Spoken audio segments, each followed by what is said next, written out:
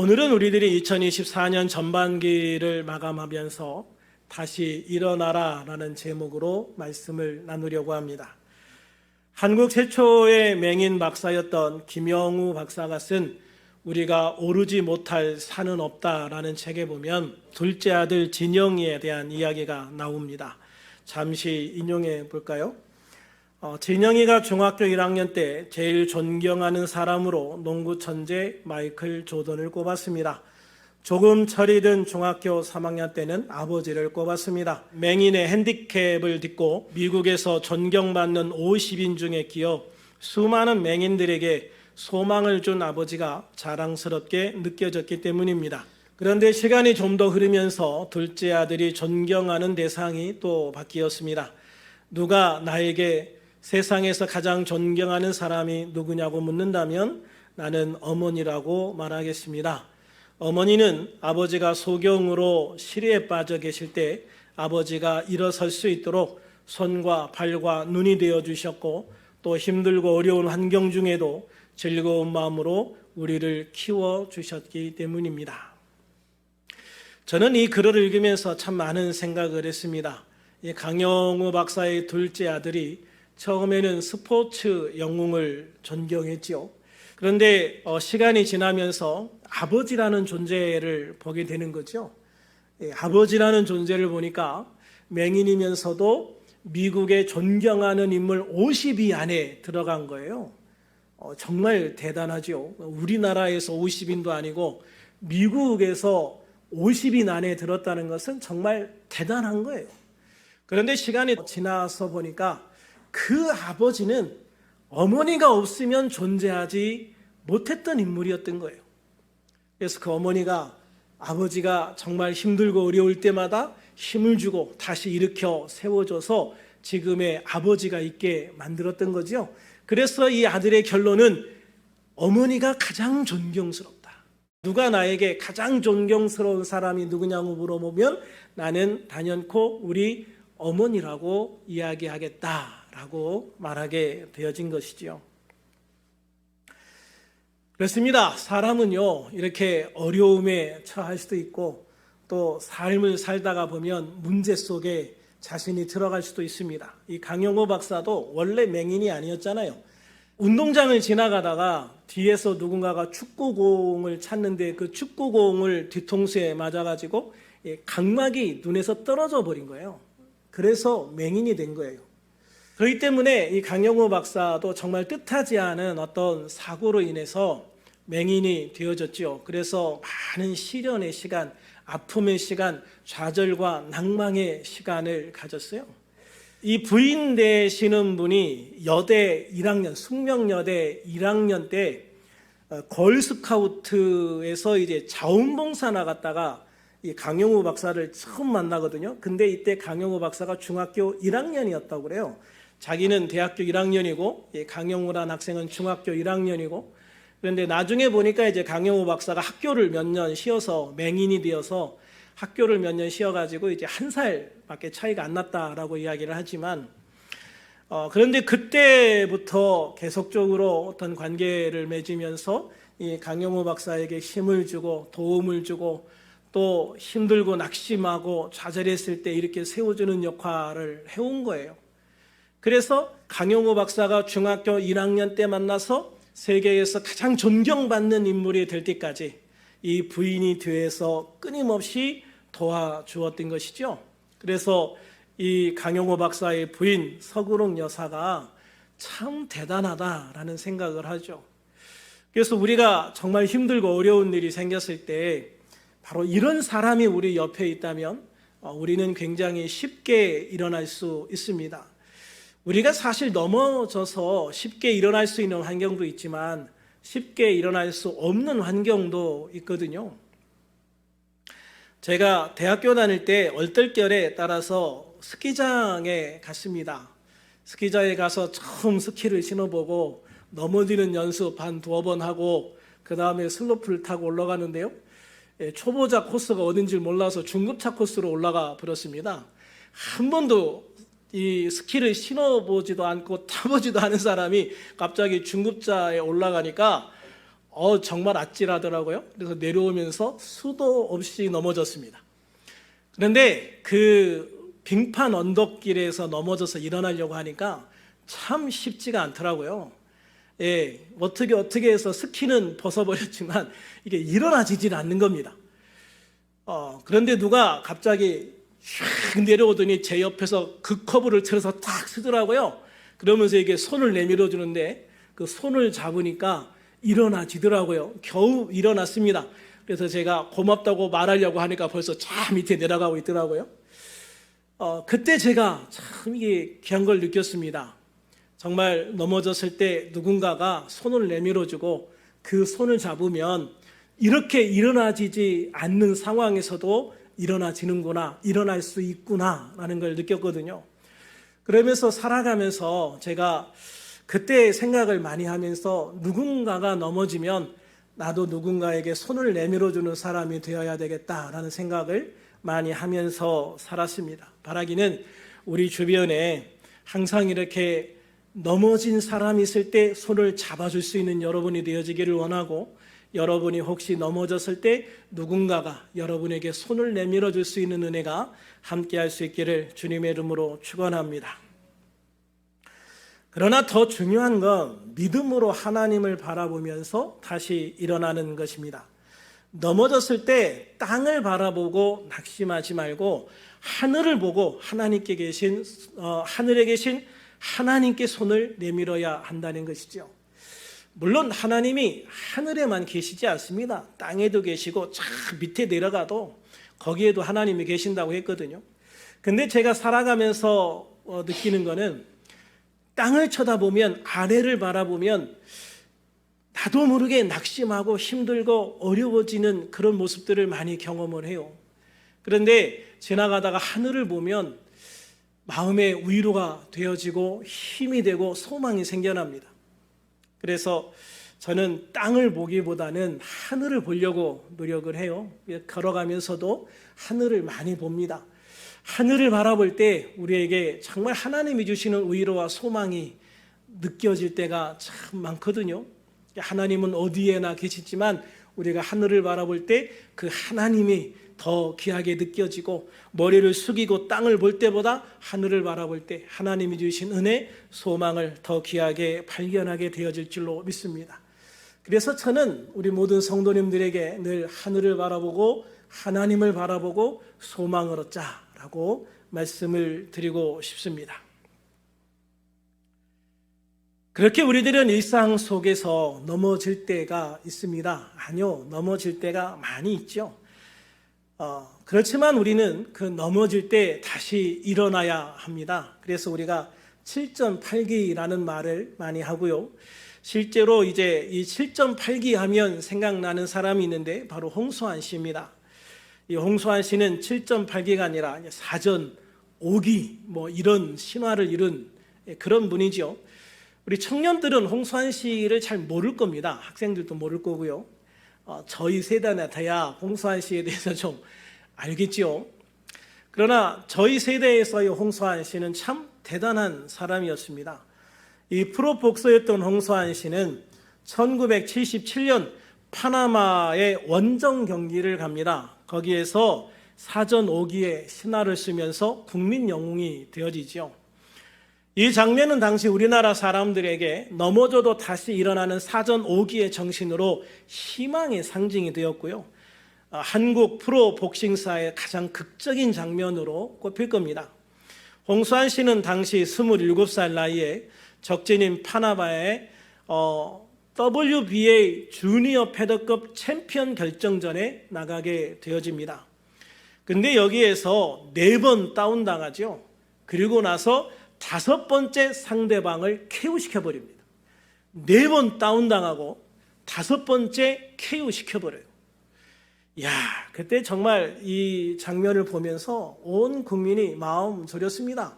나가가지고 어떻게 한 대 맞고 푹 쓰러지고 또 한 대 맞고 푹 쓰러지고 또 라운드가 바뀌었는데도 어떻게 하다가 한 대 맞고 퍽 나가 떨어지고, 야, 저거 되겠나? 예? 그렇지만 또 쓰러지고 나서 또 오뚜기처럼 팔짝 일어나요. 예, 그래가지고 또 달려들고 그러다가 또 한 대 맞고 그냥 꽉 나가 떨어지고, 또 오뚜기처럼 발딱 일어나가지고 또 막 상대방에게 달려들고, 그러다가 또 넘어지고. 정말 불쌍하다, 안 됐다, 어떻게 저런 사람이 저런 데까지 나갔나라는 생각이 드는 순간 홍수환 씨 펀치 한 방에 다운당하고 그대로 KO로 끝났어요. 근데 이때 당시를 회상하면서 홍수환 씨가 이런 말을 합니다. 카라스키아죠. 그 당시 홍수환 씨와 싸웠던 이 선수 이름이 카라스키아. 이 카라스키아와의 경기 전날에 나에게 엄청난 희망과 용기를 준 것이 바로 한국 야구였다라고 얘기를 해요. 어떤 일이 있었냐면 당시 한국 야구 대표팀이 중앙아프리카의 니카라과에서 슈퍼 월드컵전에 참전을 했어요. 그리고 미국과 일본을 제치고 최초로 국제대회에서 우승을 차지했습니다. 근데 이때 한국 야구는요, 프로팀은 고사하고 실업 야구팀도 몇 팀 없었어요. 이때 제일 인기 있는 야구 경기가 뭐였습니까? 고등학교 청룡 야구. 고등학생들 경기가 그때 당시에 최고 인기였거든요. 그래서 고등학생들이 야구하는 이 준결승, 결승전 하면 온 국민들이, 그때는 TV가 거의 없어서 라디오 앞에 모여있는 사람들도 많고요. TV가 있으면 그 동네, 온 동네 사람들이 다 그 집에 모여서 야구 경기를 볼 때예요. 그때 정말 이 고등학교 야구는 정말 인기의 끝판왕이었죠. 스포츠 경기에서 가장 인기 있는 게 고등학교 야구였을 거예요.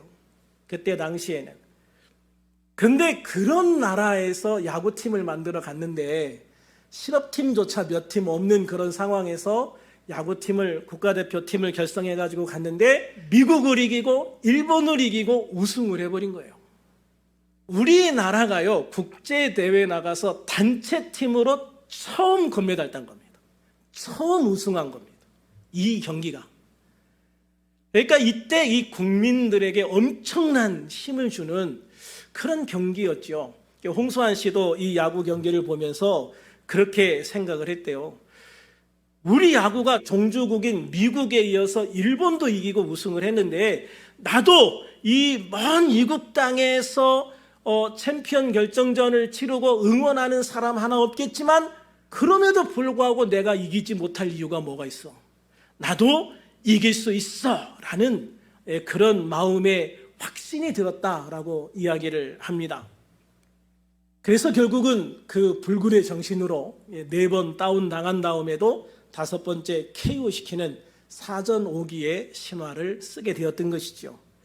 우리 그리스도인들에게는 하나님의 말씀이 바로 우리를 다시 일어나게 하는 힘이 되고 소망이 되고 능력이 되어지는 줄로 믿습니다.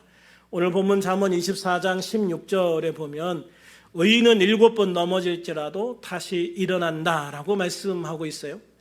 그렇습니다. 오늘 본문은 바로 7.8개의 정신을 이야기하고 있는 거예요. 본문에서 의인은 7번 넘어져도 다시 일어난다라고 했는데 이 7번이라는 숫자는 7번을 의미하는 게 아니라 완전 숫자로서 수도 없이 끝도 없이 계속해서 넘어져도 라는 그런 표현이에요. 따라서 본문은 수없이 넘어져도 또 많은 시련을 겪는다 해도 결코 쓰러지지 않고 오뚜기처럼 다시 일어나게 되어진다라는 의미를 가지고 있어요. 성경 구절 밑에 저 이상한 그림이 바로 오뚜기입니다. 오뚜기를 그려놨는데 좀 이상하게 됐지만 그래도 오뚜기입니다, 여러분. 그래서 우리가 오뚜기처럼 다시 일어나야 된다. 할렐루야. 오뚜기 사용해 보셨죠? 쓰러뜨리면 어떻게 해요? 손을 놓자마자 바로 빨딱 일어납니다. 그래서 오뚜기는 10번을 넘어뜨리면 10번 다 일어나고요.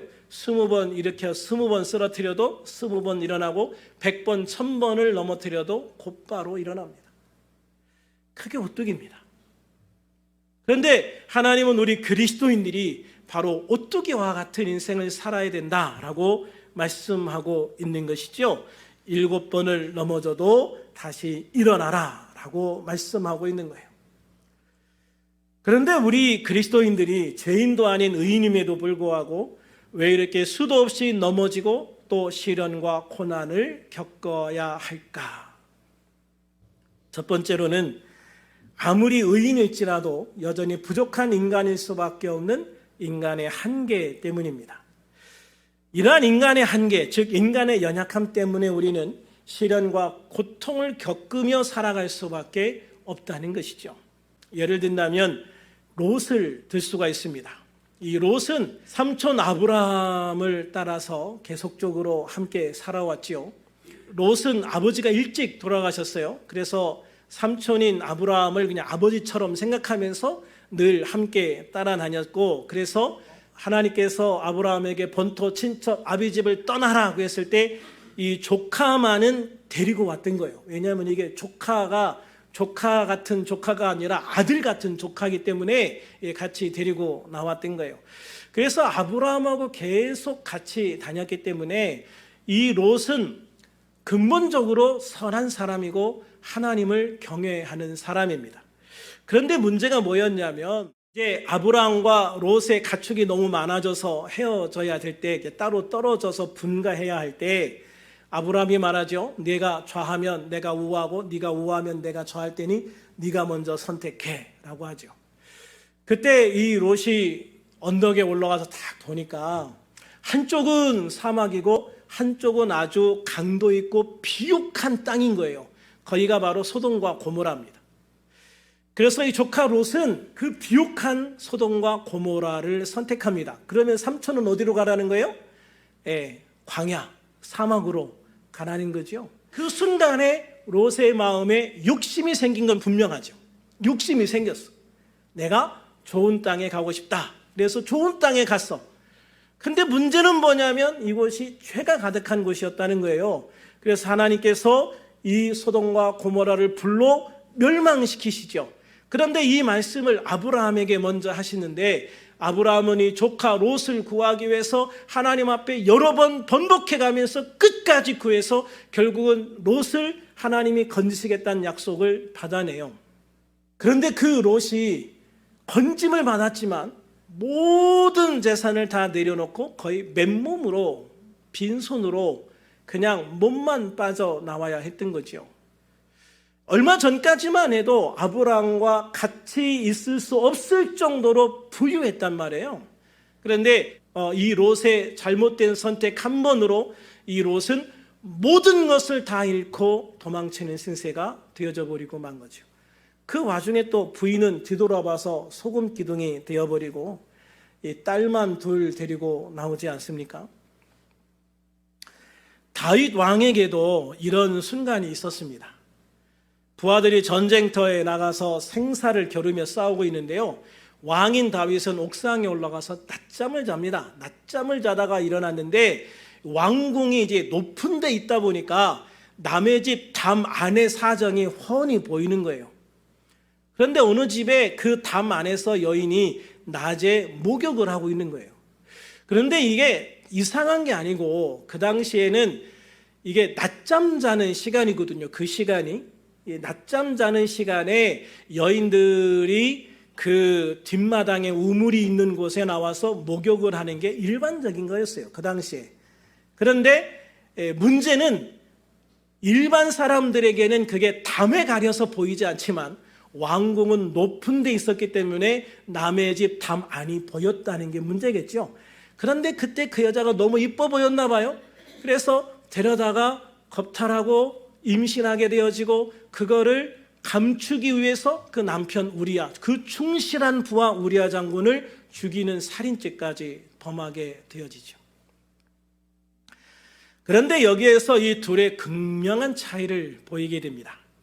롯은 그 엄청난 고난 속에서 무너져서 다시 일어나지 못합니다. 사람들이 두려워서요, 사람들이 사는 마을이나 도시로 내려갈 엄두조차 내지를 못합니다. 그래서 딸들은 결혼할 남자가 없어서 아버지에게 술을 먹여서 아버지의 아들들을 낳게 되는 죄를 더하게 되어지죠. 그리고 그렇게 낳은 모압과 암몬의 족속들은 이스라엘 백성들이 출애굽을 할 때 끝끝내 하나님의 방해자가 됩니다. 그러나 다윗은 결국 회개하고 다시 회복하게 되어지는 것이죠.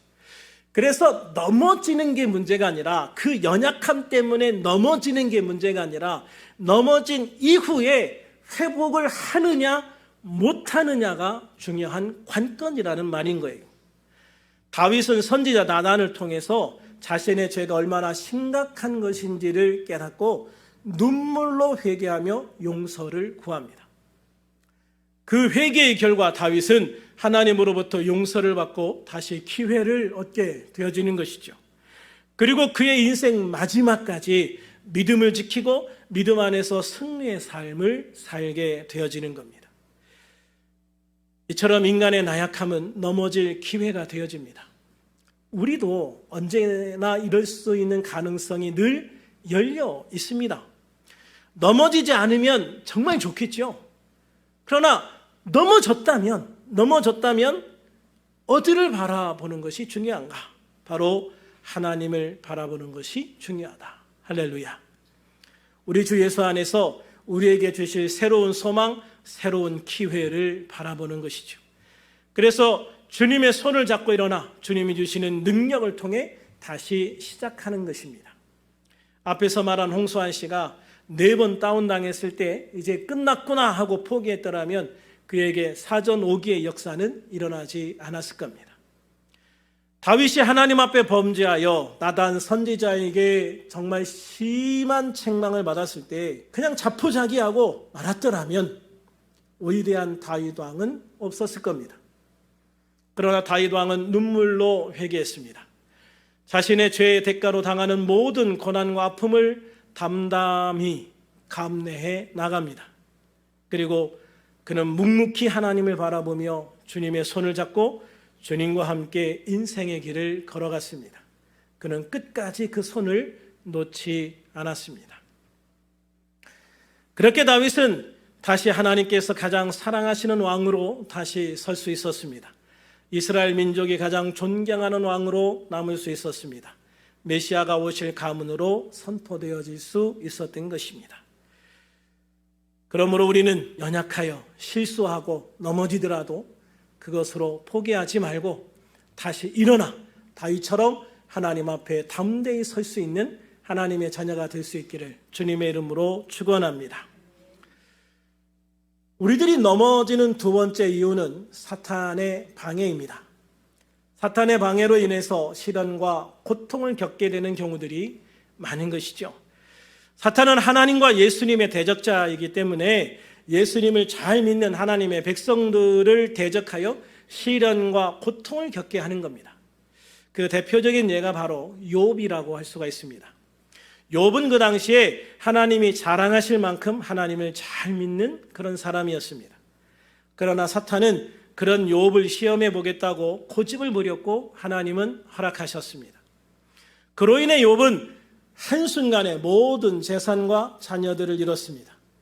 본인의 몸은 병들어 온몸에 구름이 흘렀습니다. 그럼에도 욥은 주신 분도 하나님이시요 걷어가신 분도 하나님이시라면서 하나님을 원망하지 않았습니다. 아내는 옆에서 차라리 하나님을 욕하고 죽으라 라고 악을 쓰고 있었지만 욥은 끝까지 그 입술로 범죄하지 않았습니다. 친구들이 찾아와 죄를 자복하라며 돌아가며 욥을 핍박했지만 욥은 끝까지 믿음을 지켰습니다. 결국 하나님은 그 친구들로 하여금 욥에게 사과를 하게 했고 욥은 곱절의 축복을 받게 하셨습니다. 그러므로 우리들이 사탄의 방해로 시련과 고난을 받는다 할 때에 끝까지 믿음을 지키고 믿음으로 승리해서 믿음으로 다시 일어서는 하나님의 백성이 되어질 수 있기를, 그래서 욥과 같이 곱절의 축복을 받는 하나님의 자녀들이 다 되어질 수 있기를 우리 주님의 이름으로 축원합니다. 우리들이 넘어지고 시련을 겪게 되는 세 번째 이유는 하나님의 뜻을 이루기 위해서 시련과 고난을 겪는 겁니다. 예수님도 사역을 시작하시기 전에 40일 동안 금식하며 기도하셨습니다. 사탄의 시험을 받으셔야 했습니다. 그런데 또 한 사람, 아주 성경에서 하나님의 뜻을 이루기 위해서 고난받은 아주 전형적인 사람이 있습니다. 야곱의 아들 요셉입니다. 이 요셉은 하나님의 뜻을 이루기 위해서 시련과 고난을 겪은 대표적인 사람이죠. 요셉은 하나님의 뜻을 위해 애굽의 종으로 팔려갔고 여주인에게 억울한 누명을 썼습니다. 감옥에서는 떡 맡은 관원에게 실망하게 되었습니다. 그러나 요셉은 그 모든 과정이 하나님의 뜻을 이루는 과정임을 믿었습니다. 그래서 변명하지도 않고 원망하지도 않았습니다. 그저 묵묵히 하나님이 인도하시는 길로 걸어갔지요. 결국 하나님께서는 애굽의 유일한 총리로서 애굽과 주변의 사람들을 7년의 기근으로부터 구원하게 하시고 또 아버지의 가족, 즉 아버지 야곱과 자신의 모든 형제들을 구원하는 놀라운 은혜를 가지게 되었습니다. 그러므로 우리가 하나님의 뜻을 이루기 위해서 고난당할 때는 묵묵히 기도하며 인내하고 그 길을 걸어가야 할 줄로 믿습니다. 그래야만 주님은 반드시 그 놀라운 반전의 역사, 새로운 축복의 주인공으로 우리들을 세워주실 줄로 믿습니다. 우리가 고난을 겪는 네 번째이자 마지막인 이유는 하나님의 백성을 정화하고 연단하기 위한 시련과 고난입니다.